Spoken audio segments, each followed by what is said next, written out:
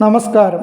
2026 July മാസത്തെ കർക്കിടകക്കൂറുകാരുടെ പൊതുഫലത്തെ പറ്റിയാണ് പറയുന്നത്. പുണർദം അവസാന പാദം, പൂയം, ആയില്യം എന്നീ നക്ഷത്രങ്ങൾ അടങ്ങിയ കർക്കിടക രാശിക്കാരുടെ 2026 ജൂലൈ മാസത്തെ ചാരഫലത്തെ പറ്റിയാണ് പറയുന്നത്. തൊഴിൽപരമായി നോക്കുകയാണെങ്കിൽ മാസത്തെ ആദ്യ പകുതിയിൽ ചില തടസ്സങ്ങളൊക്കെ ഉണ്ടാകുവാൻ സാധ്യതയുണ്ട്. സ്ഥലമാറ്റം, പദവി നഷ്ടം, അധ്വാനക്കൂടുതൽ, ഗുണകരമല്ലാത്ത അവസ്ഥ എന്നിവ ഈ സമയത്ത് ചിലർക്ക് വന്നു ചേരുവാൻ സാധ്യതയുണ്ട്. എന്നാൽ രണ്ടാമത്തെ പകുതി വളരെ അനുകൂലമാണ്. തൊഴിൽ ലബ്ധി, അനുകൂലമായ സ്ഥലമാറ്റം, കീർത്തി, പ്രശസ്തി, വരുമാന വർധനവ്, അധ്വാനക്കുറവ് എന്നിവയൊക്കെ ഈ സമയത്ത് ഇവർക്ക് പ്രതീക്ഷിക്കാവുന്നതാണ്. മേലധികാരിയുടെ പ്രീതിയും, തൊഴിൽ മാറുവാൻ ആഗ്രഹിക്കുന്നവർക്ക് ഇഷ്ടപ്പെട്ട ജോലി ലഭിക്കുവാനും ഈ സമയത്ത് സാധ്യതയുണ്ട്.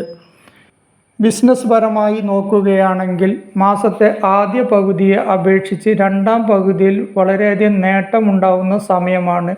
ലാഭം പ്രതീക്ഷിക്കാവുന്നതാണ്. എന്നാൽ കൂട്ടു ബിസിനസ്സിൽ വളരെ അധികം ശ്രദ്ധിക്കേണ്ടതുണ്ട്. പണം ചിലവഴിക്കുമ്പോൾ കൃത്യതയും രേഖയും ഉണ്ടാവേണ്ടത് ആവശ്യമാണ്.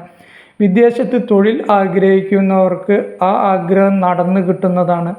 സാമ്പത്തികമായി വളരെ അധികം പുരോഗതി ഉണ്ടാകുന്ന ഒരു മാസമാണ്. ജന്മത്തിൽ ഉച്ചസ്ഥനായി വ്യാഴം സ്ഥിതി ചെയ്യുന്നത് കൊണ്ട് തന്നെ വിവിധ സ്രോതസ്സിൽ നിന്നും ഇവർക്ക് അപ്രതീക്ഷിതമായി വരുമാനം ലഭിക്കാവുന്ന സമയമാണ്. സാമ്പത്തികമായി വളരെ അധികം നേട്ടമുണ്ടാവുകയും നിക്ഷേപം വർദ്ധിപ്പിക്കുവാനും ഇവർക്ക് കഴിയുന്നതാണ്. കിട്ടില്ലെന്ന് വിചാരിച്ച പണം, കടം കൊടുത്ത പണം തിരിച്ചു കിട്ടുന്നതായിരിക്കും. വായ്പയ്ക്ക് ശ്രമിക്കുന്നവർക്ക് അത് നടന്നു കിട്ടുന്നതായിരിക്കും.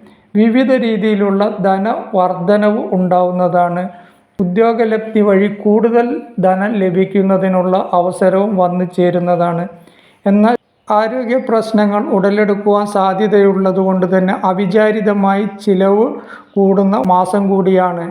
കടം കൊടുക്കുമ്പോൾ ശ്രദ്ധിക്കേണ്ടതുണ്ട്. വ്യക്തമായ രേഖയുടെ അടിസ്ഥാനത്തിൽ മാത്രമേ കടം കൊടുക്കുവാൻ പാടുള്ളൂ. കുടുംബപരമായി ഏറ്റവും കൂടുതൽ സന്തോഷം ലഭിക്കുകയും സമാധാനം ലഭിക്കുകയും ചെയ്യുന്ന ഒരു മാസമാണ്. എന്നാൽ സംസാരം വളരെ അധികം നിയന്ത്രിക്കേണ്ടതുണ്ട്. ധാരണാപിശക് ഉണ്ടാകുവാനും അഭിപ്രായ വ്യത്യാസം ഉണ്ടാകുവാനും സാധ്യതയുണ്ട്. ഈഗോ വർദ്ധിക്കുന്ന ഒരു സമയം കൂടിയാണ്. അതുകൊണ്ട് തന്നെ വളരെ അധികം ശ്രദ്ധിക്കേണ്ടതുണ്ട്.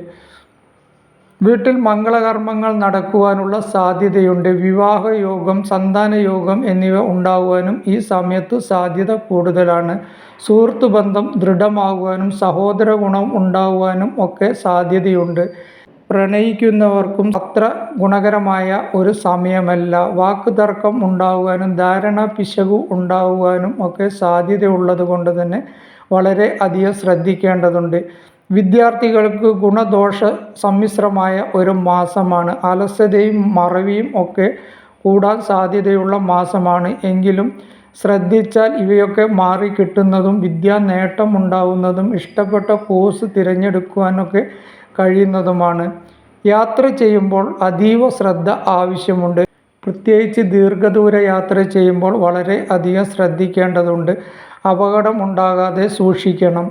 വീട് വാങ്ങുവാൻ ആഗ്രഹിക്കുന്നവർക്ക് അല്ലെങ്കിൽ വീട് വെക്കുവാൻ ആഗ്രഹിക്കുന്നവർക്ക്, അറ്റകുറ്റപ്പണി ചെയ്യുവാൻ ആഗ്രഹിക്കുന്നവർക്ക് അത് നടന്നു കിട്ടുന്നതാണ്. ഭൂമി ലാഭം ഉണ്ടാവുന്നതാണ്.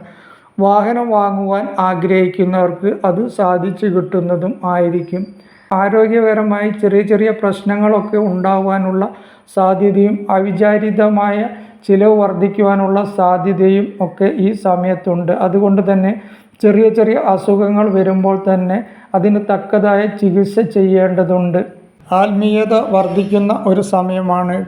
പുണ്യക്ഷേത്ര ദർശനം ആഗ്രഹിക്കുന്നവർക്ക് ഈ സമയത്ത് അതിനുള്ള അവസരം ഉണ്ടാവുന്നതാണ്. ജൂലൈ മാസത്തെ ദോഷഫലങ്ങൾ കുറഞ്ഞു കിട്ടുന്നതിനും ഗുണഫലങ്ങൾ കൂടുതൽ ലഭിക്കുന്നതിനുമായി വിഷ്ണു ക്ഷേത്ര ദർശനം, ശിവക്ഷേത്ര ദർശനം, ഗണപതി ഭവനെ പ്രീതിപ്പെടുത്തുക, വഴിപാടുകൾ ചെയ്യുക എന്നിവയൊക്കെ ചെയ്താൽ ഇവർക്ക് ഗുണഫലങ്ങൾ ഏറെ ലഭിക്കുന്നതായിരിക്കും.